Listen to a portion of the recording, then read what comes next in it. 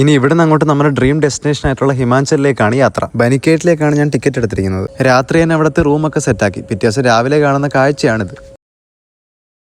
ഇവിടെ കുറച്ച് സ്ഥലങ്ങളൊക്കെ ഞാൻ പ്ലാൻ ചെയ്തിട്ടുണ്ട്. ഇനി അങ്ങോട്ടേക്കുള്ള യാത്രയാണ്. ബസ്സിൽ കയറി കുറച്ച് ദൂരം യാത്ര ചെയ്തപ്പോൾ തന്നെ ഹിമാലയത്തിന്റെ ഒരു ലോങ് വ്യൂ കിട്ടി. ജീവിതത്തിൽ ആദ്യമായിട്ട് കാണുന്നതിന്റെ എല്ലാ എക്സൈറ്റ്മെന്റും എനിക്കുണ്ടായിരുന്നു. പോകുന്ന വഴിക്ക് മഞ്ഞ് വീണ് നടക്കുന്നതായിട്ട് ഞാൻ ഇറങ്ങിയായിരുന്നു. പിന്നെ ആ കാഴ്ചയെ കണ്ട് നടക്കുമായിരുന്നു ഞാൻ. ഇനി ഇവിടുന്ന് ആദ്യം പോകുന്നത് ഇന്ത്യയുടെ മിനി സ്വിറ്റ്സർലൻഡ് എന്നറിയപ്പെടുന്ന ഖജിയാറിലേക്കാണ്. ശരിക്കും പറഞ്ഞാൽ അത്രത്തോളം ബ്യൂട്ടിഫുൾ ആണ് ഈ സ്ഥലം. അവിടെ ചെന്ന് ആദ്യം ട്രൈ ചെയ്ത് നോക്കിയത് ഹിമാചലിന്റെ ട്രഡീഷണൽ ഔട്ട്ഫിറ്റ് ആയിരുന്നു.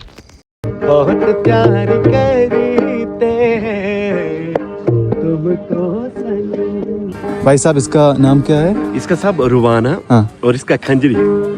മാത്രമല്ല സോബിങ്, പാരാഗ്ലൈഡിങ്, ഹോഴ്സ് റൈഡിങ് അങ്ങനെ ഒത്തിരി ആക്ടിവിറ്റീസും ഇവരുണ്ട്. ഇനി ഇതൊന്നും ചെയ്തില്ലെങ്കിലും ഇവിടെ വെറുതെ വന്ന് നടക്കാൻ തന്നെ നല്ല രസമാണ്. ഇനി എന്തെങ്കിലും കഴിക്കണം. ഞാൻ നേരെ പോയി ട്രൈ ചെയ്തത് ആലു പറാട്ടയും രാജ്മയാണ്.